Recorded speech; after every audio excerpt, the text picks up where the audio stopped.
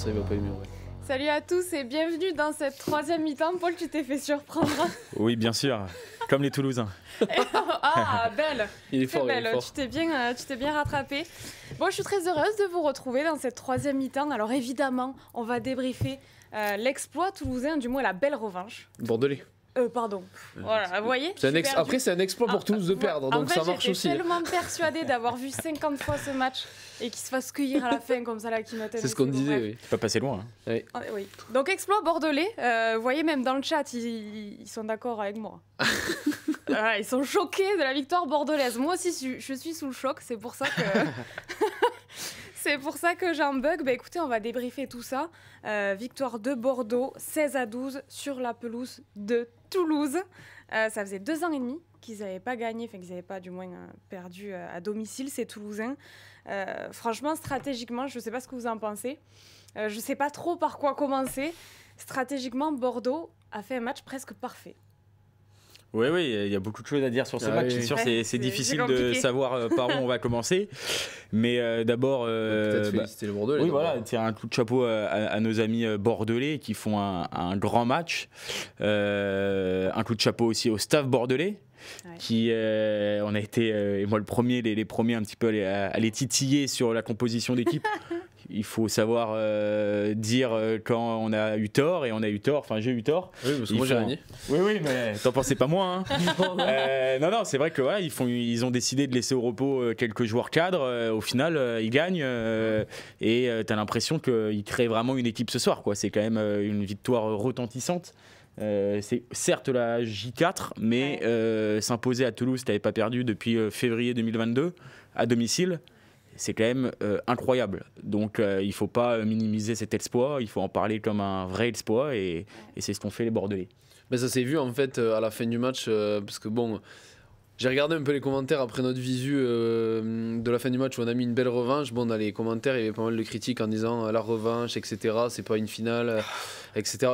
C'est un argument qui peut s'entendre à la limite, mais au vu des visages bordelais, il y avait au moins une revanche morale, psychologique après cette victoire, parce que évidemment il y avait le traumatisme de la finale de l'année dernière.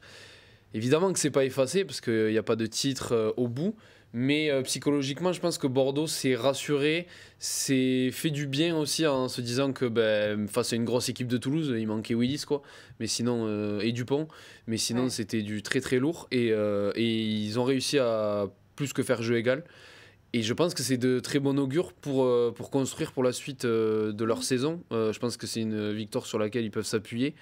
Et le staff bordelais, rien qu'à voir la joie de Yannick Bru à la fin qui a sauté dans les bras de Sean Sowerby, montre... Enfin, pour moi, ça illustre beaucoup de choses. Non, mais oui. Et dans le contenu, c'était quand même assez propre partout, en fait. Ils ont été, tu l'as dit tout à l'heure, stratégiquement, je les ai trouvés impeccables, que ce soit dans l'occupation, dans le réalisme aussi, et surtout dans la défense. C'était incroyable. Ils se sont envoyés. Beauchaton fait 15 plaquages, je crois. Mais bon, il y en a d'autres. J'ai vu des 13 plaquages. Enfin, tout le monde s'est envoyé. Et on a vraiment senti cette solidarité bordelaise tout au long du match. Ils doivent craquer 1000 fois. Hein. Ils peuvent craquer 1000 fois dans le match, mais ça tient. Et comme a dit Paul, rien d'autre à dire que bravo à Bordeaux.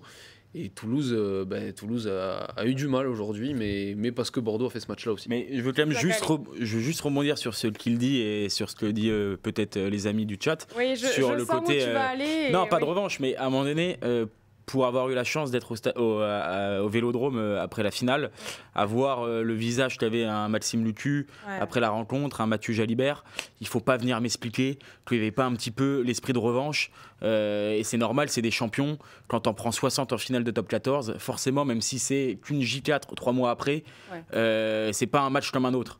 Et il ne faut pas m'expliquer le contraire. Tu parlais du staff et les sourires, la joie immense de Yannick Bru, etc. Bon, c'est quand même pas toutes les semaines que tu fêtes une victoire comme ça, même certes à l'extérieur. Donc oui, il n'y a pas de titre au bout, mais tu bats cette équipe toulousaine qu'on dit depuis le début de saison et qu'on présente comme imbattable, à domicile qui plus est.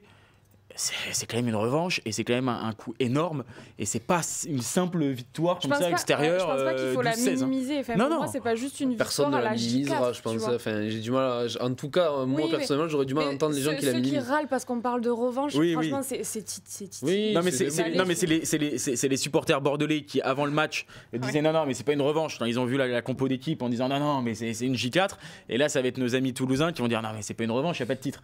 Mais au final, dans tous les cas, quoi qu'on en dise, c'est factuel, c'est une revanche psychologique quoi qu'il arrive, c'est sûr. Tu pourras parler avec les joueurs, je pense, et on verra ce soir tard ou demain ce qui a été dit en conf de presse. Je pense que, je sais pas si le mot revanche sera pas prononcé, quand même. Je mettrai pas ma main à couper qu'il soit pas prononcé. Et je pense que même s'ils le disent pas, je pense qu'il y a pas mal de joueurs qui vont être un peu soulagés d'être revenus à jeu égal à peu près, si on peut dire ça, sur cette confrontation. Il n'y a pas de titre, mais... Et en parlant de joueurs, on va commencer à entrer dans le vif du sujet. Parce que je vois déjà que dans le chat, ils commencent à dire à citer des joueurs. Vous voyez qu'on était bon. Bielbiarré. On rentre directement dans la performance individuelle. Ça a tendance à m'agacer aussi. Je trouve que la performance bordelaise est incroyable aussi collectivement. Alors je suis le premier à penser que c'est des pensifs qui m'agacent de dire c'est un sport collectif.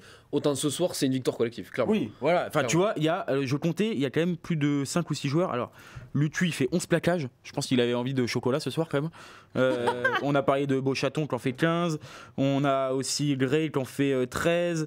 On a notre ami Lamotte qui rentre et qui en fait 11. Il rentre à 11 plaquages, je sais pas je pense qu'à la fin il a compris, il était pas venu pour jouer au ballon. Après j'entends le chat sur Bielbiarré et moi le premier j'étais devant la télé en train de dire c'est lui qui fait les 2 diffs sur les essais. Mais s'il y a un titre d'homme du match à donner, j'en donnerai peut-être pas à tous les matchs et peut-être pas à celui-là, mais s'il y en a un à donner, je pense que je lui donne à lui. Parce que ça parle de Bielbiarré. Il y a Beauchaton, Mathieu. Mathieu il est monstrueux. L'entrée. Mathieu il est monstrueux. Non mais bien sûr. Ça parle de Bielbiaré. Ça parle de Mathieu. Ça parle de Van Rensburg. On va en parler aussi. Oui. Il a été monstrueux le centre de l'UBB. Mais moi ce que j'ai aimé dans la performance notamment de Bordeaux, c'est qu'on se souvient encore une fois, on est obligé de comparer avec ce qu'on a vu il y a 3 mois, c'est impossible de ne pas le faire. Ils avaient été pris devant notamment, où les soutiens avaient été à chaque fois trop tardifs, ils avaient été humiliés un peu devant. Là, même en première mi-temps, quand ils ont envoyé beaucoup de jeux, alors ils sont allés un peu 2-3 fois, ils ont été pénalisés parce que j'ai le souvenir de Beauchaton qui va un peu trop loin. Boniface en première mi-temps aussi. Boniface en première mi-temps. Il y a 2-3 fois où ils vont trop loin parce qu'ils mettent trop d'engagement. Mais le message il était clair, tu vois, tu sentais ils n'étaient pas venus pour refaire la même chose qu'il y a 3 mois, quitte à en mettre un peu trop. Mais au moins dans les intentions, tu sentais qu'ils avaient une mission, c'était pas se faire prendre devant comme il y a 3 mois, et qu'à un moment donné, ils voulaient pas revivre cet enfer-là, quoi. Donc ils en ont mis un petit peu trop au début avant de trouver le juste milieu, mais c'était positif et on s'est dit, nous en regardant le match, on se disait oui, au moins ils sont présents. Ils vont bien les emmerder ce soir quand même. Ouais, non, ça s'est senti. Et tu vois, Paul, on disait il faut savoir reconnaître que peut-être on s'est trompé sur la composition de l'UBB et qu'il suffisait pas d'avoir un de porter ou un Penaud pour gagner. Et justement, pas de porter au centre. Ce Van Rensburg, c'était sa première titularisation. Le gars, il va à Toulouse. Franchement, chapeau. Bonhomme. Chapeau, parce que Sudaf, 30 ans. Ouais. Parce qu'on a tendance à dire non, trop vieux, ça va pas le faire. En fait, finalement, il montre clairement. Franchement, il a mis tout le monde d'accord. Pitaki, il est vieux aussi selon les standards et il fait un match énorme. Non, mais bien sûr. Ouais, mais en fait, c'est là où je voulais poursuivre ce que disait Paul, c'est que ils ont gagné énormément de collisions ce soir dans les duels physiques. Ils ont répondu plus que présent. Ils ont même dominé, j'ai l'impression, même si sur la globalité du match en tout cas. Et Van Rensburg est l'exemple même. Ça a été la pierre angulaire. Au centre du terrain, il a tout le temps avancé. Même si on a ce souvenir en tête de l'énorme plaquage de Pitaki à un moment en première mi-temps. Mais voilà, c'est lui qui a symbolisé aussi l'avancée bordelaise sur les impacts. Il leur a fait vraiment mal offensivement. Et il a presque fait oublier 2 porters. Moi, j'irai pas jusque-là quand même, parce que vu le début de saison qu'il fait, n'oublions pas quand même. Mais pour moi, c'est un des symboles de la domination physique bordelaise ce soir. Et c'est lui qui a permis à Bordeaux de gagner ce match aussi. Et encore une fois, coup de chapeau au staff de l'UBB, parce que dans cette idée de pas souffrir physiquement et de répondre présent dans ce défi physique, c'est vrai qu'il représentait bien ce qu'on pouvait attendre de cette équipe de l'UBB.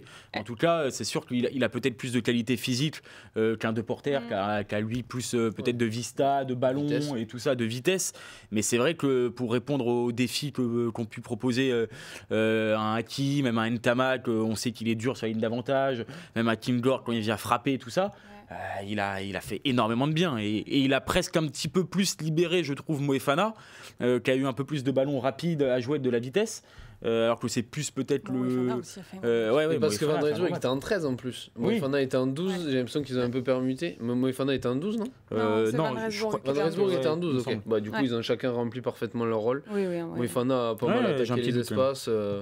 Franchement, ils étaient vachement complémentaires. Est-ce que vous pensez que contrairement aux fois d'avant, c'est justement ce défi physique qui fait la différence là? Moi, ce soir, tu vois, de les sentir plus solides que d'habitude, peut-être face à Toulouse. Moefana est en 13. Pour moi, oui, parce que c'est ce qui les a mis en confiance en fait. Quand tu es contre Toulouse et que tu vois que tu avances, tu te dis, c'est peut-être le bon soir, on arrive quand même à dominer physiquement, à gagner de l'avancée, etc. Et je pense que ça te met en confiance, tu te dis, c'est possible.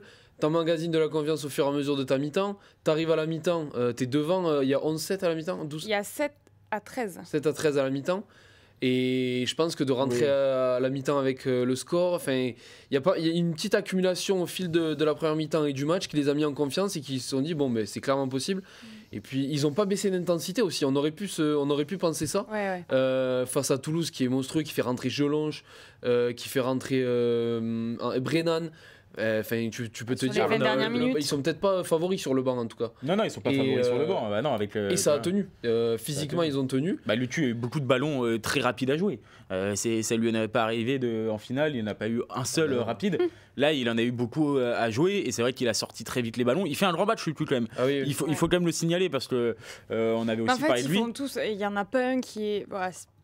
Peut-être un ou deux, mais peut-être en première ligne. Moi, j'ai trouvé qu'ils avaient un peu souffert, notamment sur la première mi-temps, en mêlée, même la Torade et. Vous êtes vraiment connectés avec le chat parce que ça commence à parler de la mêlée. Après, les mecs, on connaît le rugby, on est entre connaisseurs. Après, il n'y a pas photo. Non, mais c'est vrai que peut-être en première ligne, mais sinon, globalement, ils ont tous fait un bon match. Non, mais oui. Beauchaton, qu'est-ce qu'il a été pénible. Pénible dans le bon sens. Pénible dans le bon sens. C'est un joueur pénible, mais dans le bon sens. Alors, il fait 2 fautes, mais il a ralenti tous les ballons, etc. Et à Toulouse, même si on va peut-être en parler après, mais je reste persuadé. Bon, après, je vais pas donner un truc, c'est pas un truc de ouf ce que je vais dire, mais l'absence de Willis pour ralentir les rucks, pour aller gratter des ballons, ça leur fait très mal cette absence-là. Et c'est en voyant ce match que tu te rends compte que quand il n'y a pas le Willis, ça manque énormément dans les 3 matchs pour côté Toulouse. Il y a aussi cette équipe bordelaise qui a poussé à la faute Toulouse quand même. Parce que Toulouse a été je sais pas s'ils ont été plus pénalisés que d'habitude, mais en tout cas cette fois-là ça leur a coûté cher quoi. Ils ont été pénalisés dans les zones de marque en fait, surtout à l'image de la. Mais alors il y a un moment pendant le match où je dis il y a quasiment pas de pénalité prenable pour Bordeaux. En fait, il y avait peu de fautes et les fautes qu'il y avait, elles étaient assez intelligentes, stratégiques parce qu'ils pouvaient pas les prendre. Et quand ils ont eu l'occasion, Garcia a permis à Bordeaux de prendre un peu d'avance. Ça a été un match, franchement. Ça a été un match quand même relativement assez propre, j'ai trouvé. Il n'y a pas eu une énorme perte de balles. Il y a eu un rythme assez fou. Je pense qu'en termes de temps de jeu effectif, je pense qu'on doit être sur des standards pas dégueulasses. Et Bordeaux a su tenir la cadence. C'est ce qui m'inquiétait un peu, je le disais tout à l'heure. J'avais peur que ça baisse d'intensité. Quand tu vois la fin de match qu'ils font, ça n'a pas baissé d'un caillou, quoi. Donc franchement, mais en fait, félicitations. Ça n'a pas baissé. La seule petite chose, c'est qu'ils peuvent marquer peut-être. Ils ont 3 occasions d'essai de plus. Oui, mais après, attention, ça peut coûter cher parce que si. Ouais, après, c'est un match comme ça où. Oui, il y a cette fameuse action. Non, mais il y a cet essai qui peut tuer le match. Oui, je pense que tu parles de cette action-là où Rébier, il est repris par Ntamak. Bon, si Bielbarré fait une fin de 2 passes qui fixe un peu plus Ntamak, bon, il y a sans doute essai parce qu'il y a un 2 voire un 3 contre 1. Donc, oui, là, ça tue le match. Donc, c'est sûr que. Mais c'est peut-être ça le dernier cap à passer. Tuer le match contre Toulouse. Mais tuer le match contre Toulouse, je pense qu'il n'y a pas beaucoup qui arrivent à le faire. Surtout, oui, c'est sûr. Non, mais du coup, pour rebondir sur ce que demandait le chat, moi j'ai trouvé Bielbarré monstrueux. Parce qu'on va parler un peu des perfs individuels. Alors, Paul voulait pas. Donc, Non, Si, mais, si, bah, mais je maintenant, pense qu'il fallait quand même parler du Oui, collectif oui, avant, oui, parce oui. que D'accord. c'est le je collectif suis allée qui vite méritait. parce que j'ai suivi le chat, mais oui, effectivement. Mais en tout cas, Bielbiarré décisif sur les 2 essais. Ouais. Et l'accélération qu'il met sur le deuxième avant de faire la passe D là. Ouais, en 5 minutes, Non, elle a pas de rôle. Je pense qu'il est vexé un peu sur une des premières actions du match. Je sais pas si vous voyez laquelle c'est. Sur l'essai Sur Toulousain. l'essai. Oui, sur oui, il l'essai monte en toulousain. pointe, il se trouve un peu. Je me dis, il est un peu vexé. Et derrière, bah, il passe la 5e, voire 6e. Là, oui, là, la vitesse Voilà. qu'il met Ouais, sur ouais. Non, mais on pouvait avoir logiquement aussi des doutes quant à son positionnement numéro 15. À l'arrière, ouais. On sait que c'est pas non plus le poste où moi je le trouve le meilleur. Voilà, il a encore à progresser. On sait ses failles sur les ballons hauts, tout ça. Mais là, il a répondu, en tout cas sur le premier essai, il est vraiment en position de 15 et il fait l'action parfaite. C'est-à-dire qu'il arrive vraiment dans la ligne, il joue parfaitement le coup. Sur le deuxième essai, il est plus en position d'ailier. Donc là, il sait vraiment ce qu'il sait faire sur son accélération. Mais en 5 minutes, il change le match. Il change complètement le match à lui tout seul. Hein. C'est joueur clé, grand joueur dans les grands moments. Et là, c'est vrai qu'en 5 minutes, ça a été impressionnant. On s'est tous levés devant la télé en disant waouh. Au-delà de sa perf sportive, je ne m'attendais pas et je l'ai trouvé dans un leadership hyper intéressant. Ouais. Dont il n'a pas forcément l'habitude à Bordeaux parce qu'il y a beaucoup de cadres, Lucu, Jalibert, Penaud, même Deporter qui est capitaine parfois, et on le met pas toujours en avant dans le côté leader. Et ce soir, j'ai trouvé que c'est lui qui a dit venez les gars, suivez-moi, je vais vous amener dans le bon chemin. Et il a été excellent sportivement et voilà, on le voit sur l'image en train de saluer, de câliner ses potes. Il a vraiment eu cette âme de leader ce soir. Et c'est très bien, mais c'est pas quelque chose dont on avait forcément l'habitude de le voir. Ouais. Je lis, excusez-moi, je rigole parce que dans le chat, ça fait plusieurs fois qu'ils disent franchement, l'équipe LGM de Margot est t'es vraiment bien. Margot, oui. C'est Manon. Mais RL, c'est content direct. j'ai l'habitude, tout le monde se trompe. Elle dévie complètement du match pour régler ses comptes. C'est ton heure de gloire avec l'équipe LGM que t'as fait. Oui, tu peux. Combien de gloire, mais rendons ce qui appartient à César. Au chat. Parce que franchement, je l'ai fait avec eux. Alors j'avais quelques idées. Vous voyez, j'ai bien fait de pas lâcher Baptiste Serein, super sub. Ça, j'en suis fier. Combien de points en tout? Ouais. Ah, je sais pas, j'ai pas regardé avec Roumat, mais bon, il a pas fait. J'étais. Non, mais que Serein. Ah, oula, attends, tu me demandes beaucoup. Trop de détails, pardon. Trop de détails. Pardon. Déjà, je savais pas si on pouvait mettre des remplaçants ou pas seulement, donc. Comme quoi. Bref. Comme quoi, tout peut arriver. Franchement, c'est la chance du débutant. Je te mets au défi, c'est vraiment un enfoiré. Je te mets au défi de faire plus. C'est compliqué, bravo à toi. Tu viendras sur ton jour de repos faire le live La Grande Mêlée. Voilà. Pour revenir sur Toulouse, allez, je trouve que ça fait très longtemps, ils ont perdu les fameux momentum. Tu vois, c'est ces moments dans le match qui font la différence. Je trouve que ça fait l'action avant la pause. Ils ont une grosse action à Saint-Mette où l'arbitre il regarde mais je veux dire, tous les ralentis pour savoir s'il y a une faute ou pas. Au final, il n'y a pas, ça va au vestiaire. Là, ils étaient vraiment à Saint-Mette. Ils marquent à ce moment-là. Ils passent devant avant la pause. Tu mets un coup à l'UBB. Après, il y a la transformation de Ramos, qui est quand même un moment très important du match qui est loupé. Il n'en a pas l'habitude de Ramos en plus. Donc là, c'est vrai que... Et je pense que s'il passe encore une fois à ce moment-là devant dans les 10 dernières minutes, Bordeaux doit repartir à l'attaque, ça reste compliqué. Et à la fin, la dernière action, ils sont à Saint-Mette encore et ils n'arrivent pas à marquer. C'est trois moments très importants du match qui ne tournent pas à l'avantage des Toulousains. Et dans un match de ce niveau-là, ça fait longtemps que j'avais pas vu ça. Mais oui, mais parce que aussi Bordeaux, enfin, on va encore revenir sur Bordeaux, mais parce que Bordeaux a super bien défendu. Regarde la dernière action, comment ils défendent. Bon, ils se font pénaliser dans un premier temps, mais après ils défendent hyper bien sur le ball. La séquence qui continue, pas de faute, très propre. Je pense que là, je te suis pas trop sur le côté momentum. Ce soir, à la limite, oui, mais depuis le début de la saison, je les trouve quand même assez efficaces. Oui, non, mais là, je parle de ce soir. Je parle de ce soir. Après, ce soir, je crois que tu disais qu'ils avaient un peu de mal. Là. Non, juste ce soir, oui, mais parce que ils sont tombés sur une énorme défense et très propre en fait, sans trop de. T'as le truc sous les yeux, ils ont fait combien de pénalités? Ils ont pris combien de pénalités Bordeaux? Là j'ai alors après là c'est les stats LGM donc il faut compter. Ça c'est Bordeaux. 1, 2, 3. Ah oui, il y a quand même pas mal. Oui, il y a pas mal de fautes. Il y a quand même pas mal de fautes, mais ça s'est pas vu tant que ça. Après je trouve que Bordeaux avait plus. Est-ce que Bordeaux avait pas plus les crocs ce soir que Toulouse? Je pense aussi. Tu regardes même la réac du Gomola au micro de Canal pendant le match. Bon, il rigole à moitié. Voilà, il se dit bon, tu sens que c'est. D'ailleurs, je comprends pas je le dis, je comprends pas un comportement comportement comme ça. Mais alors, J'arrive moi, pas. ça me surprend pas tant que ça du Gomola qui, quand il sent que ça tourne pas forcément, il a toujours.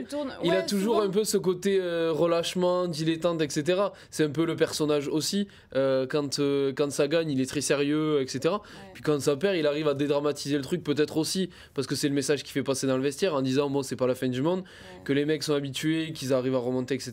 C'est peut-être le message qu'il veut passer. Pour moi, il y a une forme un petit peu, il y a un côté un petit peu hautain à tout ça. Ouais. J'ai du mal. Je sais pas si c'est hautain, mais en tout cas, c'est le personnage. Il est comme ça et je pense que c'est une stratégie qui fonctionne.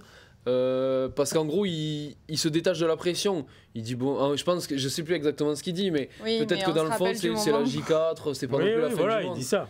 Après, encore une fois, pour moi, c'est que bon pour le rugby. Bon, Toulouse, ça montre que Toulouse est capable de perdre. Ça montre qu'une équipe comme l'UBB a enfin pris ses responsabilités et est capable de faire un grand coup comme ça. Ouais. Ça va relancer, ça va mettre un petit peu de dynamique à Toulouse, de dire attendez, on va pas gagner tout le week-end, regardez, il y a du travail et tout. Non mais c'est vrai, on est capable de perdre. Donc même pour le staff du Gomola, c'est presque pas plus mal. Il va pouvoir avoir de quoi travailler. Et Bordeaux, c'est peut-être la construction et la naissance aussi d'un vrai groupe et d'une vraie équipe qui va peut-être se dire après ce match de ce soir, on est capable d'aller au bout. Ouais, après je pense que il se l'était. Ah oui, mais il faut des faits à un moment donné. Je suis assez d'accord avec Wolf, il faut des matchs clés dans une saison. L'année dernière, ça leur a permis dans la finale, ils ont perdu. Mais l'année dernière, il y avait La Rochelle, tu vois. Oui, La Rochelle. Oui, mais Bordeaux, mais même à Toulouse. Quand ils gagnent 33-31 chez eux avec l'essai de Beauchaton à la fin, c'est un match charnière aussi. Je pense qu'il te faut des matchs checkpoint un peu dans ta saison où tu te dis, bon là les gars, ça c'est un match référence, on peut s'appuyer dessus, on peut construire dessus pour les prochaines semaines. Je pense qu'il en faut dans la saison et ça, je pense que ça va en être un. Bordeaux leader, hein, avec 14 points. Co-leader. Ouais, co-leader avec le Toulon et Toulouse. Co-leader. J'allais y venir. Ah, tu l'as pas dit. Et vous êtes trop pressé, c'est parce qu'il y a Toulon là que tu t'es emballé. Bon, est-ce que vous avez quelque chose à ajouter sur ce match ? J'ai noté dans le chat, il y a une question qui fâche. Ah. Ça va plaire à Paul. Vas-y. Toulouse est une grosse équipe, mais sans Dupont, reste-t-elle une grande équipe ?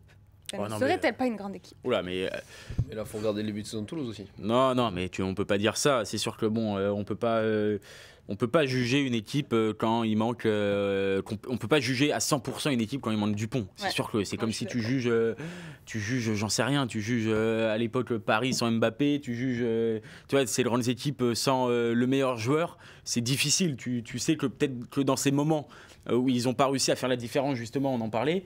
Avec Dupont, peut-être qu'ils auraient fait la différence. Peut-être que l'action Graou, au final, il échoue à 2 mètres de la ligne. Peut-être que si c'est Dupont, il renverse le cul, il va marquer.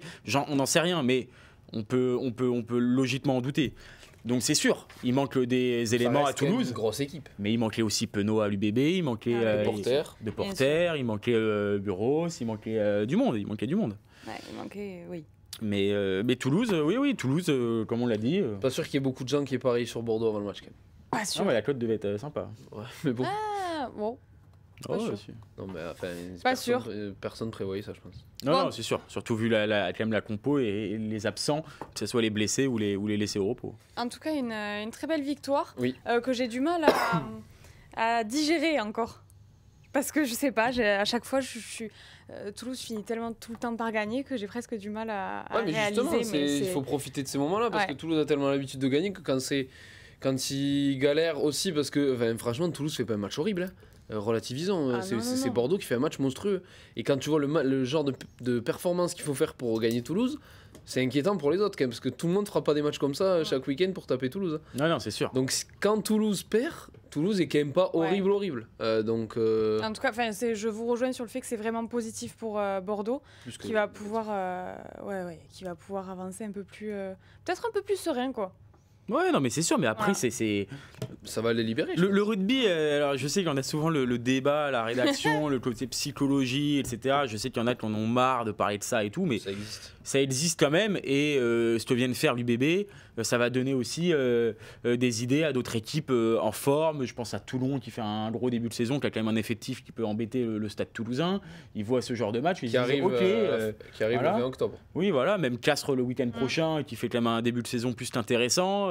Ils reçoivent Toulouse. Bon, ils vont avoir, ça va donner des idées à d'autres clubs comment faire tomber ce Stade Toulousain, c'est-à-dire en refusant pas le jeu et surtout en gagnant la ligne d'avantage et en gagnant le combat physique d'abord. Parce que Toulouse a joué un peu quand même sur le reculoir une partie de la rencontre. On passe à l'ovation de la rédac, messieurs. Bravo. Allez, c'est parti.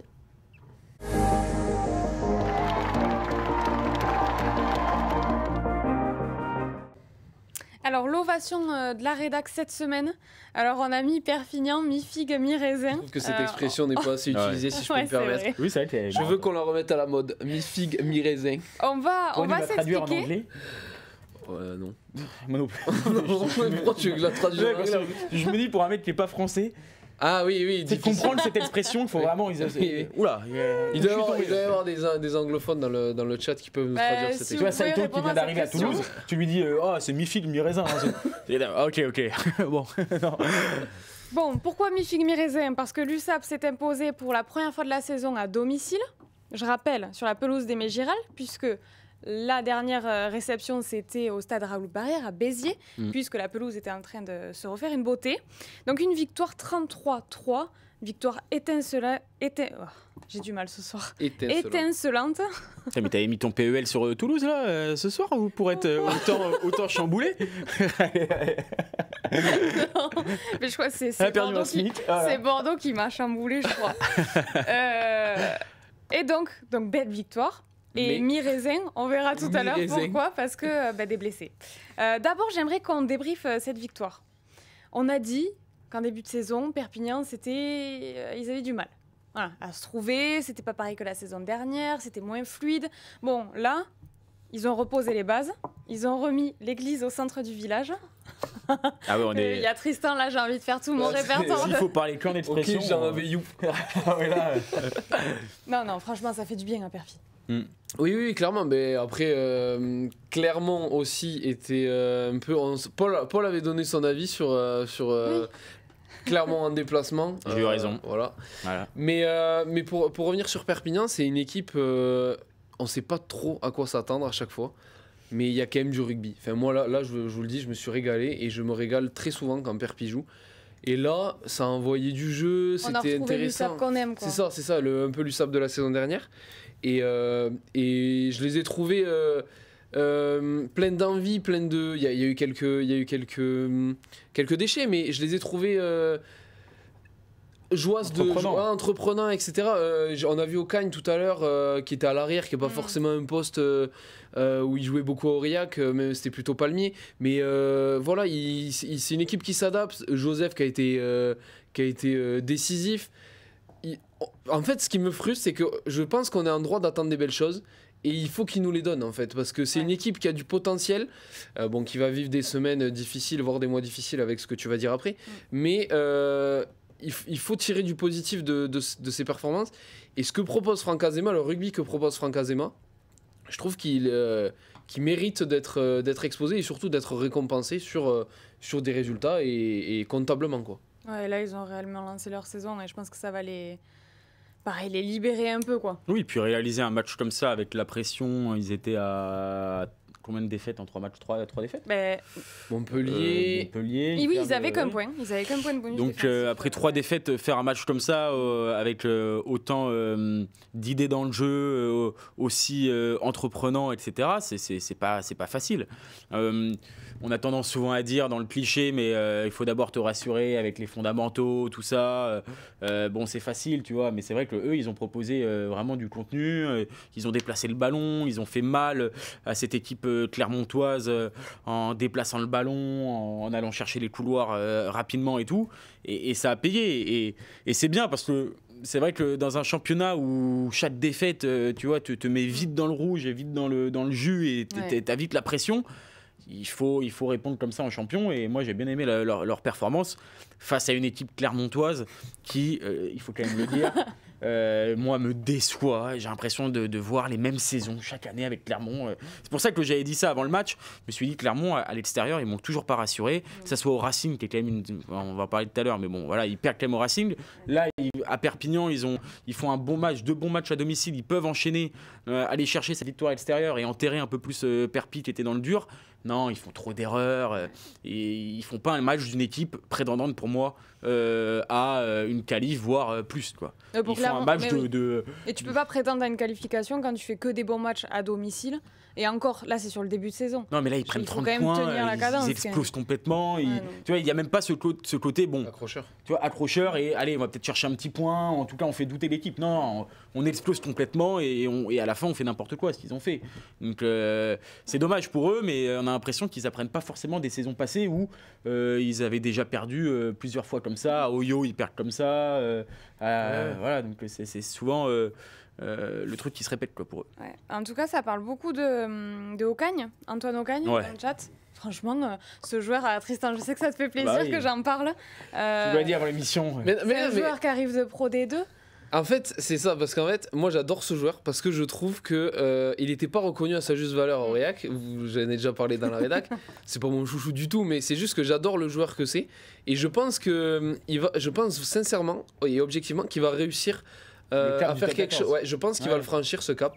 Parce que déjà, dans le jeu au pied, face au perche, là, je crois qu'il loupe la dernière transformation ou dernière pénalité. Il est dégoûté alors qu'il faisait un 100% jusqu'ici. Et il a une mentalité de fou dans ça. Il arrive sur la pointe des pieds à Perpi. Je pense que le temps de s'acclimater, 2-3 mois, etc. Et il va réussir à toucher le cœur des supporters catalans. Parce que déjà, c'est un mec qui s'envoie tout le temps. Quand il faut défendre, il s'est jamais échappé. Offensivement, il est capable de... C'est un gestionnaire incroyable. Pour moi, c'était un des meilleurs gestionnaires de Pro D2. J'adore Aurillac, quoi. Non, sincèrement, j'adore Aurillac, mais il n'était pas dans une équipe ultra dominante. Oui, non, mais c'est vrai. Après, je trouve un peu dur. Je crois qu'il est quand même reconnu en tout cas, quand on parlait de la Pro D2. Parce qu'il était meilleur réalisateur, mais quand tu parlais d'un 10, il était rarement cité dans les premiers. Je sais pas, je trouve que... J'ai toujours dans cette équipe d'Aurillac, un petit peu, on va dire... la star. Ouais, c'était la star. Et tu vois, Aurillac, on citait pas trop de mecs. Et tu vois, c'est souvent une équipe qui est un peu sous-cotée pour le coup, Aurillac. Parce qu'elle fait souvent tomber des gros et elle est souvent pas loin de la qualif et tout. Enfin, elle est souvent, tu vois, dans le... Pas loin de la qualif, non. Chez elle, oui. 8-9, tu vois, 8-9-10, et elle fait chier. Et je trouve que, tu vois, il était vraiment la star de cette équipe. Et du coup, c'est pas pour rien que, tu vois, le top 14 s'est quand même assez rapidement intéressé à lui, quoi. Attendez, les gars, pause. Il y a la traduction. Alors j'espère que c'est la bonne. Non, ça va être. Ça, je sens le troll arriver là. Je veux pas te. La traduction de mi-film mes raisins, c'est exceptionnel. Bah, ça me paraît bizarre. Non, c'est impossible. Dis pas que ceci, ça. Et en plus, mon accent est pourri. Je te sauverai pas de. Curate egg. Ah, c'est possible. Je crois qu'il y a un truc un peu du genre. J'ai souvenir que c'était. Je vais pas vous aider, les gars. Moi, mon niveau d'anglais. Bon, en tout cas, on vérifiera tout à l'heure. Ouais. Mais tout ça pour dire que je pense, et je l'avais fait en interview juste quand il annonce son départ d'Aurillac, je l'ai fait en interview. Il était très heureux de signer à Perpignan parce que le jeu déjà, il m'a beaucoup parlé du jeu, du plan de jeu, de la philosophie qui lui correspond. Et les supporters, en fait, il lui tardait de... Il lui manquait cette ferveur. Oui, parce qu'Aurillac, c'est pas un public... ils sont là, mais c'est pas un public... balle dans la tête pour Aurillac. Mais non, c'est pas l'USAP, quoi. Et lui, il avait vraiment envie de ça. Il avait vraiment envie de s'inscrire dans une atmosphère, dans une ambiance un peu chaude, etc. Et je pense sincèrement que c'est le genre de joueur, avec de la confiance, avec un peu qui sent qu'il est aimé par le public, il peut faire de grandes choses. Après, il y a McIntyre qui est installé en 10, donc ça va être compliqué de le déloger.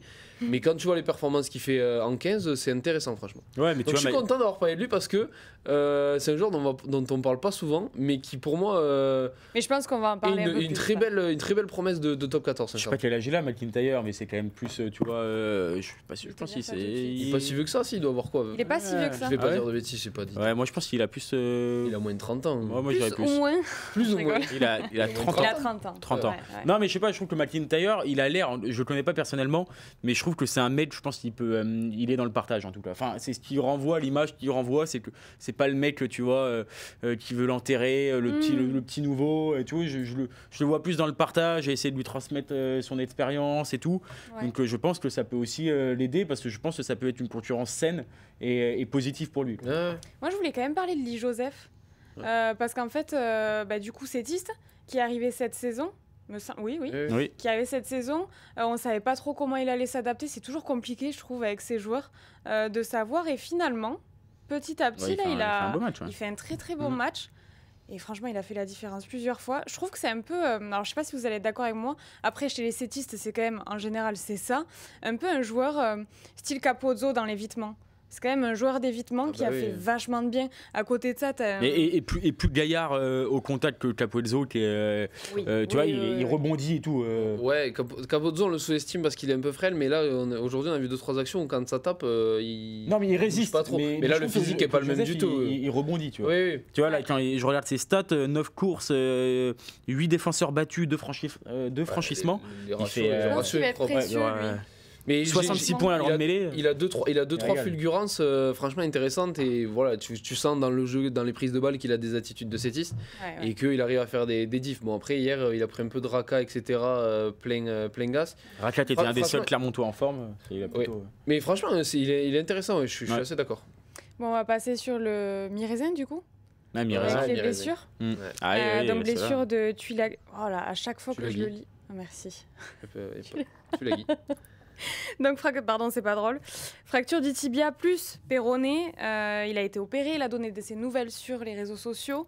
C'est une grosse tuile parce qu'en fait, c'est un des meilleurs joueurs de Perpignan. Et en plus de ça, derrière, on a Van Tonder qui se blesse. Ça fait visiblement 2 longues absences. Et forcément, je me dis que ça peut être compliqué.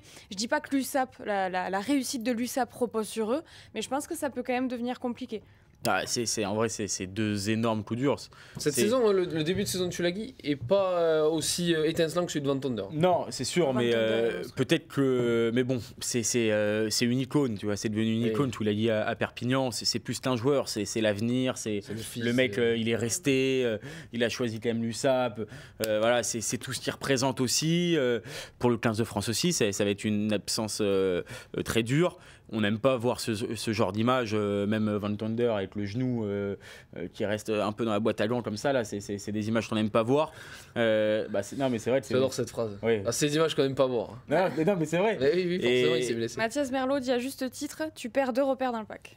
Oui, tu perds 2 repères et 2. Enfin, en tout cas, pour tout l'a dit, c'est quand même un point d'ancrage énorme qui est tout le temps sollicité. Oui, c'est leur skeleton, c'est sûr. C'est leur mea fou. C'est tout, il n'y en a que 3 comme ça. Des profils comme ça. Oui, il n'y en a pas beaucoup. Ils ont la chance de l'avoir. Et puis Van Tonder, c'est le mec qui est infatigable, plaqueur fou, aussi très bon joueur de ballon. Enfin, c'est quand même un peu le mec qui sait tout faire.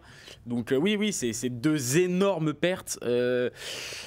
C'était dur, c'est vrai que quand on regardait le match en direct, on voyait les têtes Tout le monde a été touché, du staff. Il fallait rester concentré dans la partie parce qu'il y avait quand même un match à gagner, mais on sentait que c'était un peu la soupe à grimace. Ouais, mais tu l'as dit en fait, l'image de sa sortie sous les applaudissements d'Émile Gérald était incroyable. J'avais presque les frissons. Toi, un petit jeune comme ça qui sort acclamé comme si c'était une méga star. Ça montre. T'avais mal au bras? Pour les porteurs de civières. Ah ouais, là ils ont fait leur séance. Mais c'est pas pour 3 possible, semaines. t'as le chat en même temps que moi ou quoi? Ah non, pas du tout. Les porteurs des civières là, franchement, accroche là. Ça pousse à la salle fort là. Là, il y a bravo aussi à eux pour leur performance. Quel match des porteurs de civières. Non mais oui, le symbole Tulagi est quand même fort. Et même voir un colosse comme ça sortir sur civière, je sais pas, il y a un truc, tu vois. Je sais pas comment expliquer, mais t'as l'impression il est tellement costaud et tout, mais c'est comme un skeleton ou un Meafu. Tu le vois sortir sur une civière, tu te dis il est incassable, tu vois, infatigable, il peut jamais se faire une grave blessure. Et là le voir comme ça, tu vois, souffrir et tout, ça fait vraiment quelque chose. C'était vraiment pas très agréable de voir ça. Comment va-t-il revenir physiquement? Vraie question. Parce que les joueurs lourds comme ça, la rééduque c'est toujours plus délicat que sur d'autres forcément. Mais après il est jeune. Après ce qu'on disait aussi à la rédac, c'est que, ce que vous me disiez, on n'est pas docteur loin de là. Moi j'ai. Oui, Tristan a commencé ses études en médecine, bon ça a capoté. Non, mais ce que je veux dire, c'est que visiblement, quand c'est des fractures. Non, mais j'ai le genou aussi dans le Bretagne. C'est bon, je peux donner mon avis? Oui. C'est lui qui merci. Quand c'est des fractures, c'est plus facile à se consolider que par exemple quand c'est des ligaments. Oui, il y a moins de risques de. C'est vrai, mais on est autour d'une table et crois-moi, même quand c'est une fracture, c'est très chiant. Mais oui. Va dire ça à Djibril Cissé, quoi. Anatomiquement, on peut penser ça, oui. C'est Oui. moins. Il y a moins de risques peut-être de complications, en Oui, tout cas, c'est tu vois, ça, avec c'est ça. un genou qui est... Voilà, c'est ça. C'est moins... tu vois, je pense à l'exemple de Gabriel Lacroix qui a Je dis pas que c'est moins Il y a facile. Michel c'est ça. Simès qui arrive sur le plateau. Pas Ah, du il est là, c'est notre invité. Voilà. Je dis pas que c'est moins facile, mais Ça régale vous voyez ce que je veux dire. En vrai, si Michel Simès il arrive comme ça, Qui nous explique un peu la rééduque. Pardon, j'étais en train de lire le chat. Du Vas-y, coup, je vous ai laissé. Non, mais après, on n'est pas médecin, on va pas non plus. Non, Non, parler bien de ça, sûr, mais en tout cas, c'est vrai un que gros coup dur. C'est une question, c'est un coup dur et c'est une question de savoir comment il va revenir. Bon. Non, mais après, en tout Il est cas, jeune, il est jeune. ça, c'est Ouais. vraiment de la c'est un déduction, mais on sort un peu du rugby, mais voir des mecs qui se font opérer aussi facilement, je trouve ça toujours peu rassurant. Tu vois, j'ai aussi l'image de Bourgarit qui se fait tout de suite opérer après sa blessure. C'est genre, oh, on sait tout de suite ce qu'il a, on l'opère. C'est-à-dire que tu vois, il n'y a pas d'hésitation avec qu'est-ce qu'il faut comme traitement, comme opération. Non, et ils tout. sont hyper bien pris en charge, voilà, heureusement. le jour même, il est Heureusement. opéré, et puis voilà, quoi. Après, il entame sa C'est rééducation. leur métier, ils y laissent quand même une Ouais, partie de leur vie. Non, mais des fois, tu vois, avec des ligaments, on sait pas trop. Est-ce que. Le Ouais. débat est gigantesque là. Ouais. Ah bon, on est parti, voilà, Ouais, du gars. film mi-raisin. On a le droit un peu aussi de divaguer, de pas toujours Bien sûr. rugby. Vincent aussi s'est fait opérer dans le chat. Il ouais, y a il faut- Vincent Franco. Non, il n'y a pas Vincent Franco, mais ah si, attention aux ligaments croisés. Vincent nous dit oui, effectivement. Mais bon, Il en connaît un rayon. Une petite pensée aussi à notre ami Yanis Guillou, oui. on il y vous a a envoyé- beaucoup qui nous a envoyé croisés, les hein, résultats de son dans la genou. Ah oui, là. Et vraiment, Mais c'est. il m'a montré le résultat de l'IRM, il s'est tout pété. Ah Mais oui, mais Yanis, ça fait des années qu'il s'est pété les croisés, Oui, qu'il continue mais- à jouer au Oui, rugby. mais là, Je suis par exemple, les désolée. médecins, je comprenne pas pourquoi ils mettent pas genre sur la fiche tu vois, de soins en mode le genou est tout pété. Enfin, tu sais, genre tout simple. Non, mais Il y a 40 000 lignes. J'étais avec je lui comprends quand il a reçu. Je dis vas-y, lis-moi l'IRM. Il a mis 5 minutes à tout dire. Ah, ouais, Je dis mais il te reste quoi dans le genou là en fait là? T'as plus rien. Eh oui, mais je suis désolée, les gars, mais il a déconné. Oui, après Tu vas pas continuer à jouer au rugby alors que il t'as les joue deux toute une croisés. saison avec les croisés, il est sorti encore. Ouais, Bon, là, il est très heureux. Bon, en tout cas, vous- Là, il s'en fout de son genou, là. Il est pourri. Vous comprendrez c'est que dans vrai, la il peut rédac, pas gagner, donc, voilà, les genoux ne tiennent pas. Voilà, c'est ça. Il y a plus de genoux pétés au middle que de personnes C'est- compétentes pour parler de rugby. Bravo, Oh, bravo, ça, on aime C'est ça. très bien dit Vous ça. savez ouais. qui c'est Non Vincent Franco. Ah, bien sûr. Vincent Et là aussi, il en connaît un rayon, en personne Ah oui, pas voilà. compétente pour Ouais. parler de Ah rugby. oui, ça c'est sûr. Oh, est-ce que ça vous dit qu'on passe à la une du middle? Non, Oui. si je dis non, on fait quoi? Ben t'as pas le choix, c'est moi qui On va parler décide. de ton club. Si j'ai pas. Villefranche, on va parler du Franche. Bien sûr. Y a pas de jingle? Non. Aurélien il est parti en pause là. Ah pardon, j'avais oublié. Aurélien du prend coup, des balles perdues. Oui non en plus il y en a pas, c'est Et les coups moi. dans l'œil aussi. La une du middle, alors on a choisi, vous allez la voir à l'écran, on a choisi Toulon ouvre les vannes parce qu'on avait envie de parler aussi de ce match, mais au global c'est Bordeaux. En fait il y a Quel jeu de mots. une par oui. On va relever le jeu de mots. Pour finir, il y a une par région, par ville, voilà, ça dépend de où vous habitez. En l'occurrence, on va s'arrêter sur Toulon ouvre les vannes. Très beau jeu de mots, effectivement. Le RCT qui s'est imposé 54-19, qui termine franchement bien cette journée, c'est pas mal. Oui, ils ont eu des difficultés un petit peu. Alors, on m'a expliqué, ils ont joué contre le vent, c'était difficile. Oui, en on nous temps, a expliqué. apparemment. Ouais. C'est vrai. Oui, oui. Non, mais bon, après, je considère que quand tu veux être champion de France, tu peux faire mieux que ce qu'ils n'ont fait en première mi-temps, même s'ils sont contre le vent, contre Vannes. Mais bon, en tout cas, ils ont mis les choses à l'endroit en seconde période avec aussi les entrées d'un Baptiste Serin qui, bon, les années passent, mais lui, c'est vrai que quand il rentre sur le terrain, on voit tout de suite la différence. Et non, voilà, au final, ils prennent le bonus, ils restent dans la continuité de leur gros début de saison. On voit les progrès dans cette équipe, je trouve. Oui. Et au final, Pierre Mignoni voulait, après l'expo au Stade Français, enchaîner et réussir justement à prendre les 5 points et à valider ça comme ils l'ont fait. Ils le font. C'était pas parfait, mais c'est le plus important pour eux, quoi. Ouais, c'est important. Et globalement, quand même, ils font un très bon début de saison. Ah oui, ils sont oui. à 13 points. Non, 14, pardon. Et d'ailleurs, je comprends pas trop le Bah, ils perdent. mini coup de gueule de Pierre Mignoni. Bah, parce que je pense qu'il est pas assez satisfait de En ce moment, la 20e à la. j'avoue, j'ai les managers dans le nez là. Non, mais parce qu'il dit en conf que les 20 premières minutes, il est assez satisfait. Après c'est moyen. Mais parce que Toulon a galéré à se mettre dans le match. Van est revenu très rapidement avec 2 essais à 14 partout. C'est toujours pareil, c'est ce que je disais pour Bordeaux.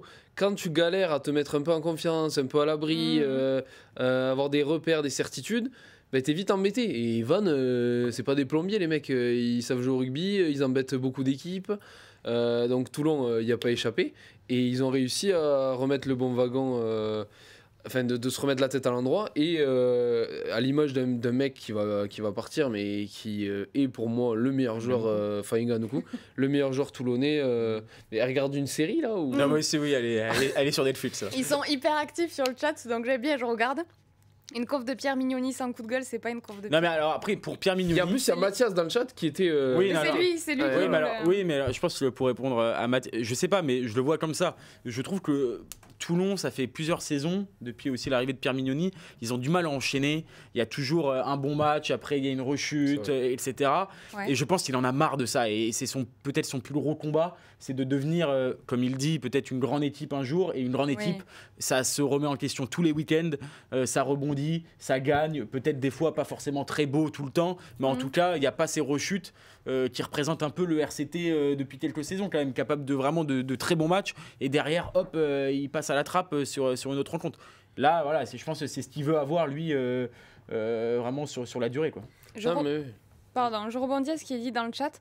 Est-ce que vous trouvez que Toulon est une des équipes les plus dépendantes de son neuf dans le championnat ? Ouais, il y en a d'autres. Hein. Non, parce que tu peux parler quand même de Lyon avec Couillou. Mais est-ce que vous trouvez que c'est... c'est pas moi qui vais dire l'inverse. Ouais. Il y a la banane. C'est vrai qu'il y a quand même Couillou. Oui, Couillou quand même à Lyon. Mais non, mais Baptiste, il y a évidemment qu'il y a un Toulon avec et sans Baptiste Sorel, c'est pas moi qui vais te dire l'inverse. Mais je suis pas forcément d'accord pour dire que c'est la plus dépendante du championnat. Après, voilà, on l'a vu quand il rentre, c'est un joueur, il est capable de tout en fait. Et je parle pas que d'exploits personnels sur le terrain, c'est un mec qui est capable de t'amener une équipe avec lui, un vrai neuf quoi, l'ancienne, un mec qui arrive à cornaquer les mecs devant, il est capable aussi de marquer comme on l'a vu là. C'est vraiment, il est hyper important dans le collectif et je pense dans le groupe. Mathias, ce qui est dans le chat, pourra en parler encore mieux que moi, qui les suit au quotidien. Mais j'ai l'impression que c'est vraiment un mec qui arrive à fédérer autour de lui et quand il est sur le terrain, sa présence seule arrive à rassurer, à entraîner avec lui. Donc oui, forcément qu'il est indispensable, peut-être pas, c'est un peu fort comme mot, mais quand il est là, c'est pas pareil. Moi j'ai une question au débat pour vous. Est-ce que Toulon n'a pas trouvé son vrai arrière ? Marius Domon ? Bah, moi j'en parle depuis 2 ans, donc moi j'adore ce mec. Hein. J'ai toujours adoré. Après Melvin Jaminet, c'est quand même la classe internationale. Parce que je pose non mais je veux dire la classe en tout cas, je pose une simple question. Oui, mais je veux dire en tout cas c'est le niveau international, mais Marius Domon est promis à de très belles choses. Enfin moi c'est un arrière que j'adore. Il a de la personnalité alors qu'il est ultra jeune, il arrive à se faire sa place. C'est un attaquant phénoménal. Moi j'adore vraiment ce mec et le triangle arrière avec Toukouvou et Villiers aussi. Il y a une alchimie les en tout cas derrière. Faut le bonheur quand même des autres parce que c'est vrai que en tout cas Pierre Mignoni doit être content d'avoir je pense qu'il le savait avant que Melvin Jaminet ne soit suspendu, mais il a un arrière de remplacement pour l'instant, mais qui va clairement venir concurrencer Jaminet, je pense, de très haut niveau. En tout cas, la semaine prochaine ce sera pas la même affaire. Et son 10 à Clermont. Le 10 c'est compliqué parce que qu'il faudra quand même parler un jour de Garbizi. Garbizi, c'est parce que... Tu veux parler de Bigard ? Ouais, Garbizi aussi. Moi, je sais pas, je trouve qu'Hervé, au final... Ah non, mais moi, à titre personnel... tu vois, c'est... Moi, à titre personnel, Bigard, franchement, je trouve qu'il n'apporte plus que le joueur qu'il était. Je pense qu'il faudrait un buzzer. Oui, pour que tu parles ? Oui. Pardon, excuse-moi. Je te signale que je te pose la question aussi sur Domon. Oui, je sais, mais je peux pas faire deux choses en même temps. On dit que les hommes ne peuvent pas faire deux choses en même temps, c'est aussi vrai que les femmes ne peuvent pas faire deux choses en même temps. Tu faisais quoi là ? Voilà, j'étais en train de lire le chat. Et donc Mathias nous dit, très gentiment, allez, je vous mets ça ici, il se murmure un Jaminet en 10 et un Domon en 15. Donc en plus, c'était pour vous aider sur votre débat. Je trouve ça dur. Jaminet en 10 je trouve ça dur pour Enzo Hervé. Bon, après, si Mathias le dit, c'est qu'il est très bien informé. Donc je pense qu'il a... Ce serait quand même... Non, mais je pense que ça peut être une option. Je trouve ça dur pour Garbizi et Hervé, franchement. Ça dans ce sens-là. Mais en tout cas, une option, pas titulaire. Non, mais après, il travaille avec eux au quotidien. Oui. Non, mais je sais pas, je trouve ça un peu étonnant quand même. Jaminet, je l'ai jamais joué en 10, tu vois. Non, même à Toulouse, il a jamais. À Perpignan, peut-être. À Perpignan, il me semble. Ah, mais d'accord, mais c'était il y a. Je pense qu'il a Jaminet en 10. Enfin, en tout cas, j'ai vraiment pas de souvenir de. Moi, je laisserais la chance au produit Enzo Hervé. que je trouve très bon. Et qui, d'ailleurs, j'ai pas compris pourquoi il était au placard pendant un certain temps. En vrai, je vais peut-être être dur avec Jaminet, mais j'ai pas envie d'être trop méchant avec lui. Mais on avait bien senti que dans ta question, déjà, il y avait une envie. Non, mais Jaminet a énormément de qualité. Son jeu au pied, on va pas l'expliquer et tout. Mais je suis désolé de dire ça comme ça. Je trouve pas que ça soit le joueur qui a le plus grand QI rugby du top 14. Et en 10, tu as besoin d'avoir une intelligence de jeu au-dessus de la moyenne. Oui, pour un 10. Tu vois, une intelligence de jeu. Il faut savoir vraiment jouer les coups et tout. C'est vraiment un poste très très difficile. Non, puis même dans je sais pas s'il a vraiment les qualités pour. Hein. Même dans la façon d'attaquer la ligne, j'ai pas l'impression qu'il en soit friand forcément lui-même déjà.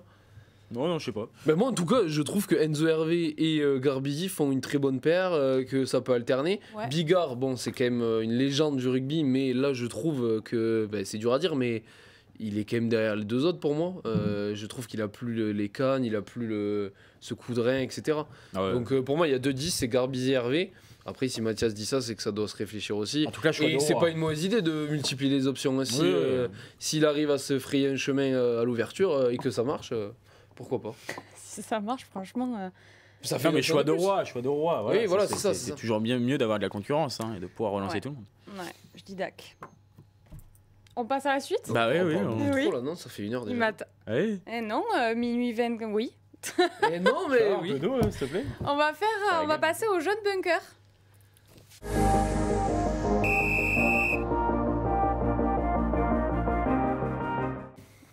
Alors, cette semaine, grande question. Je vous invite à participer dans le chat parce que c'est un petit peu une forme de débat et on aime bien que vous y participiez aussi. Voilà la question pour le jaune bunker. D'abord, je vous remets le contexte. Le Racing, défaite 16-17 face à La Rochelle, à la maison. Stade Français, défaite 30-16, bon à Pau, mais quand même, grosse défaite. Selon vous, messieurs, et dans le chat, quelle équipe parisienne vous inquiète-t-elle le plus ? Vas-y. Paul, à toi l'honneur.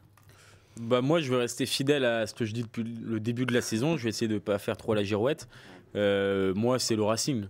Je trouve vraiment, et c'est pas de la provoque, je trouve que c'est l'équipe la plus faible dans le top 14 actuellement. Enfin, avec les joueurs il a pastille de main. Non, mais vraiment, j'ai vu beaucoup de matchs du Racing. Alors après, on va me dire Vannes et tout, mais j'ai trouvé que le même Vannes, il y avait quand même ce match face à Lyon à domicile. Il y a cette performance au Stade Français à l'extérieur qui est quand même intéressante. Bon, là, ils exposent un peu à Toulon, mais je trouve que dans le jeu et tout, ils m'ont plus montré de choses. Le Racing, je ne vois vraiment rien. Vraiment rien. Alors, ok, on va me parler de ce match face à Clermont et tout, qui était plutôt globalement réussi. Mais face à La Rochelle, ça a été un match très pauvre techniquement, très moyen. Il y a des joueurs que j'ai pas vu du match, j'ai pas vu une force collective, j'ai pas vu une rébellion, à part peut-être Le Garret qui a essayé de. Voilà, qui a mis un essai, qui a relancé un peu, qui a surnagé dans cette équipe-là.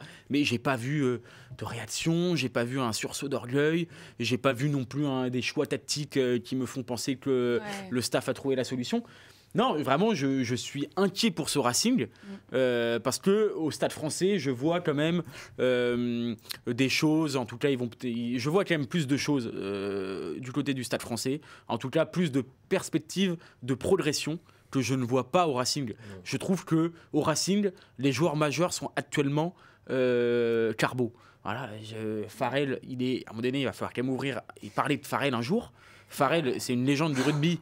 Mais il est quand même il est carbo. Et j'aimerais alors on va attendre un petit peu parce que c'est quand même que la 4e journée. Oui, mais je parle depuis le début de saison. Hein. Oui, mais Owen Farrell, dans une émission de Kick-Off Rugby, j'avais dit que ça allait être un flop. Tout le monde m'a dit pourquoi tu dis ça, pas d'argument.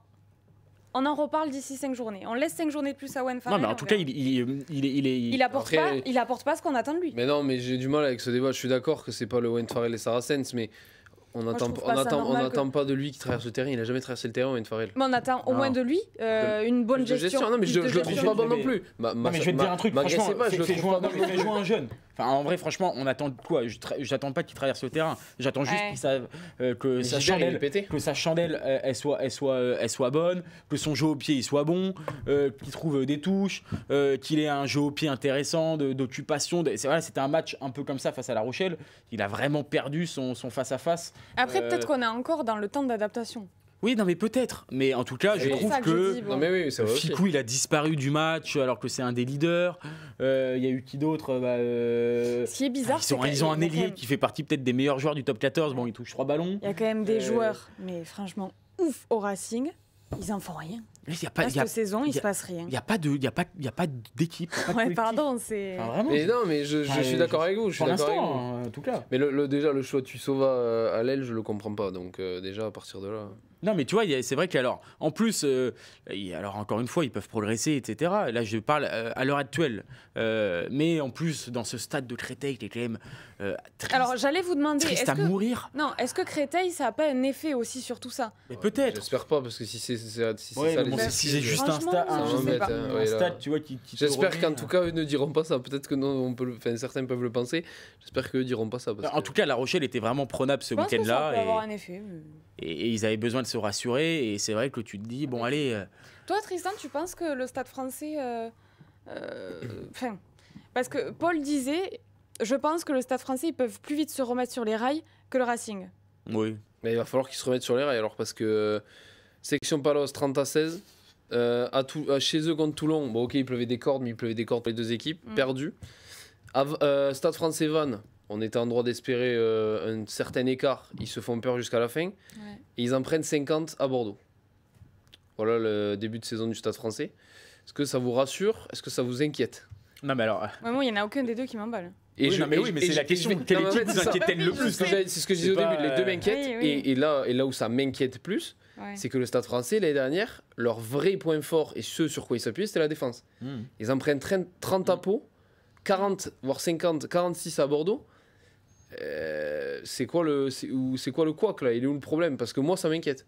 Le Stade français, qui est censé être une des équipes favorites pour le top 6, galère depuis le début de la saison. J'ai pas l'impression qu'il y ait des solutions. Dans un temps sous la pluie où on peut attendre que ça soit un jeu fermé et qui peut donc leur être plus favorable, ça marche pas non plus. J'attends vraiment une réaction de Paris parce que ça m'inquiète, sincèrement. Et pour moi, c'est un club qui est un effectif qui a des grosses qualités. On voit Van der Mecht à l'écran, ou lui qui est phénoménal aussi. Franchement, ça m'inquiète. Et j'en ai déjà parlé, je sais plus si j'en ai parlé ici ou ailleurs, mais le choix Carbonel pour l'instant me plaît moyen, parce que c'est pas un profil qui va correspondre à la stratégie du Stade français. J'espère que qu'ils vont corriger ça pour eux, parce que... Après, là où moi je suis dans le chat, ils disaient qu'ils avaient le même problème du numéro 10, justement. Les deux équipes. Oui, c'est sûr. Vrai. Après, c'est vrai. Mais après, je trouve que le Stade français a peut-être le cul entre deux chaises, j'ai envie de dire. Je pense sincèrement qu'ils ont un peu souffert l'année dernière des critiques à l'égard de leur jeu. Le Stade français, c'est moche. On s'emmerde devant le Stade français. Mais ça a gagné. Et là, j'ai l'impression que ça soit dans le recrutement, on va chercher du Jonas, on va chercher du Carbonel, on va chercher des joueurs avec un profil plus offensif. Et un recrutement qui est intéressant. On va chercher, intéressant, on va chercher un Tanga. Jonas, il fait un bon match. Ouais, mais tu vois, je trouve qu'ils sont allés chercher des profils pour essayer. Et le message, c'était on va essayer d'envoyer plus de jeux. Promis, cette année, c'est fini un peu les victoires moches et tout. Mais à un moment donné... Après, je suis d'accord, mais cette mue, elle peut prendre plus de temps. C'est ça. Et du coup, peut-être qu'ils se sont un peu perdus en chemin. Et c'est pour ça que je suis moins inquiet pour eux, parce que peut-être qu'ils vont resserrer un peu, tu vois, la ceinture. Et en retrouvant un peu, pas les fondamentaux, c'est cliché, mais en retrouvant un peu, tu vois, de la solidarité. Mais donc abandonner leur transition de philosophie de jeu. En tout cas, pour retrouver un petit peu de confiance, tu vois, parce que c'est vrai que là, du coup, ils ont confiance à zéro. Je pense que c'est possible. Et ils ont besoin, là, du coup, tu disais les stats, les points encaissés et les essais encaissés, bon, ils vont devoir retrouver un peu de solidité défensive. Mais en tout cas, je trouve quand même qu'il y a plus une âme dans cette équipe qu'au Racing, où je vois vraiment pas d'âme, quoi. C'est horrible pour eux parce que c'est un grand club et ça m'embête vraiment pour ce grand club qu'est le Racing. Mais comme depuis plusieurs saisons, j'ai envie de dire, voilà, j'entends pas de révolte en mode là c'est pas possible, c'est inadmissible, tu vois. J'ai l'impression que tout le monde se satisfait un petit peu de cette situation et c'est pas normal parce que c'est quand même un club qui est en difficulté et qui aspire à beaucoup mieux, quoi. Je me dis que ça peut être... Des fois, j'écoute le débat et en plus, je vous rejoins totalement. Mais je me dis qu'on est peut-être un peu dur parce que ça reste le début de saison. Mais oui, mais on nous demande de donner notre avis de maintenant. On est obligé de faire le constat. Je vais pas dire, ou alors je dis à chaque débat, bon, on attend la fin de la saison et je donnerai mon avis le 28 juin. Non, mais bien sûr. Non, mais oui. Là, si je donnais mon avis actuellement, je suis inquiet pour le Stade Français. Parce que, et en fait, je suis peut-être plus inquiet parce que l'année dernière, ils ont fait des choses très très bonnes et du coup, je m'attendais à peut-être pareil. Mais là où pour la peut-être raison, c'est que le côté transition de philosophie de jeu, un recrutement peut-être plus offensif, plus tourné vers un jeu de mouvement, peut-être qu'il faut attendre et que je suis trop impatient. Même si je suis pas impatient, je suis juste là en train de constater. Après, voilà, c'est sûr qu'il faut attendre et c'est qu'un début de saison et peut-être qu'ils vont nous faire mentir. Mais ce qui est vrai, c'est que tu as des équipes où tu vois vraiment un projet qui est en place, qui est costaud, où il y a une progression, même si tout n'est pas parfait. On a parlé de Toulon, on a parlé même de La Rochelle, de Toulouse, de Bordeaux, de toutes ces équipes-là. On voit qu'il y a quelque chose de sérieux qui est en train qui est construit et qui est en train de se développer. C'est des équipes, là, Racing, les Stades Français, qui prennent du retard sur les autres. Est-ce qu'elles vont réussir à rattraper leur retard? Pas forcément comptablement, mais aussi dans le projet. C'est pas sûr. C'est pas sûr, c'est loin d'être sûr. Hein. C'est loin d'être sûr. Ouais. Bon, on verra en tout cas. Parce que là, je suis en train de regarder, je crois que c'est la 3e pire défense, hein, Paris. Il y a Vannes ils ont pris, et Pau. Ouais. C'est quand même de Paris. Oui, on en attendait plus, mais sur ce qu'ils ont montré, j'en attendais plus. Ouais. Bon, écoutez. Et là, pour finir sur le Racing, ils vont à Vannes. Bon. Si Vannes à domicile, on sait le genre de match qu'ils vont faire. Oui. Pas Après ils reçoivent Toulon. Au fond du seau, hein. Ils reçoivent Toulon. Donc c'est quand même voilà, c'est sûr. Après ils reçoivent Montpellier, donc peut-être un peu plus. Non, pas du tout. Ils vont à Bayonne. Bon voilà. Pas cadeau, non. En tout cas, il faut qu'ils retrouvent de la solidarité, sinon ça va être 3 défaites. Hein. S'ils n'ont pas de solidarité, cette équipe-là, c'est 3 défaites. Hein. Ils arrêtent de jouer quand à Créteil, ils reviennent quand à la Défense Arena, on le sait. Non, là tu me poses une colle. Tu me poses une colle aussi. Donc, je sais pas. Non, mais c'est peu. Après, je suis pas sûr que ce soit les raisons de la méforme du Racing. J'espère pas en tout cas que ce soit ça. Parce que moi, je pense que ça peut, il peut y avoir un petit truc. Hein. De pas avoir de dans le manque de repères et tout. Quand même. Oui, peut-être. C'est quand même une équipe. C'est la seule équipe du championnat qui joue dans un stade couvert. Oui. Les mecs, ils jouent dans une salle toute l'année. Bon, après, à Bordeaux, à Chaban. D'accord, tu joues à l'extérieur. À Chaban, face à l'UBB, ils étaient à l'extérieur, ils en ont pris une belle quand même. Oui, mais c'est ce qu'a dit. Oui, non, mais ce que je veux dire, c'est que tu vois, à la limite, ça s'expliquerait si vraiment à l'extérieur ils étaient performants et qu'à domicile, en gros, ils n'y arrivaient pas, quoi. Mais tu vois, à Bordeaux, bon, ils ont. Non, en fait, là où je te rejoins, c'est le lien qui me dérange dans cette équipe. C'est qu'il y a des qualités individuelles de fou et c'est frustrant. Moi, je suis supporter du Racing. Tuisova à l'aile qui touche 3 ballons. Il faudrait peut-être. Bon, écoutez, je vous propose de passer sur le 15 de la semaine. Allons-y.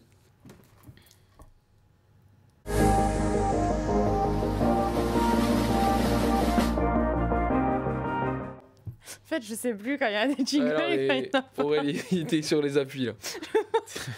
Bon, alors, déjà, pour tout vous dire, on va regarder ce 15 de la semaine en détail, mais l'Oscar de la semaine, c'est Makala. Centre de Bayonne. Oui. Doublé. Doublé. C'est complètement fou d'aplatir comme ça pour donner de la victoire. Ouais, mais c'est pas parce que c'est pas parce que j'ai pas vu moins de son talent. Mais... non, franchement, c'est un très bon match de Makala. Et en même temps, est-ce qu'on en doutait? Il fait une passe incroyable de second. Non, puisqu'il fallait le mettre dans son équipe, la grande mêlée. Tu l'as mis? Bien sûr que je l'avais. Non, mais là où Paul a raison, c'est le dernier essai. Moi, ce que je salue, c'est la passe de second. Ah ouais, je sais pas si. Du miel. C'est du miel. Moi, je veux ça tous les. Il veut vraiment faire ça? Ah bah oui, là, tu fais pas. On est pas au volet, là, c'est pas Hervé Ngapet. Là, c'est magnifique ce qu'il fait là. Ngapet, il serait pas mal. Ah oui. Non, mais là, vraiment, ça me montre que. J'en doute pas, mais second, très bon choix. Oui. À chaque fois, il arrive à être décisif. Non, mais Makala, c'est sûr qu'il sauve quand même Bayonne d'une grosse désillusion. Oui.